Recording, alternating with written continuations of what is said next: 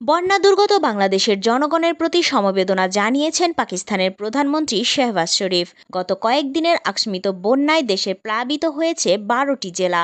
এই সকল জেলার কয়েক লাখ মানুষ পানিবন্দী হয়ে যোগাযোগ বিচ্ছিন্ন হয়ে পড়েছে। ফেনী, কুমিল্লা, চট্টগ্রাম, খাগড়াছড়ি, নোয়াখালী, মৌলভীবাজার, হবিগঞ্জ ও সিলেটে বন্যা পরিস্থিতি বেশি অবনতি হয়েছে।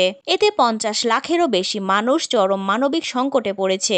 শুক্রবার সামাজিক মাধ্যম এক্স অ্যাকাউন্টে শেহবাজ শরীফ লিখেন, বাংলাদেশের বন্যায় প্রাণহানি ও ধ্বংসযজ্ঞে গভীরভাবে উদ্বিগ্ন তারা। বাংলাদেশের জনগণ এবং নিহতদের পরিবারের প্রতি গভীর সমবেদনাও জানান তিনি। চলমান সংকট কাটিয়ে বাংলাদেশ দ্রুত ঘুরে দাঁড়াবে জানিয়ে শেহবাজ আরও লিখেন, এই ট্র্যাজেডির মুহূর্তে বাংলাদেশের সঙ্গে একাত্মতা প্রকাশ করছে পাকিস্তান।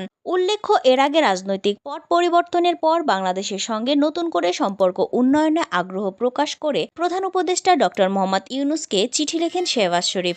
চিঠিতে দুই দেশের সম্পর্ক উন্নত করার আহ্বান জানান তিনি।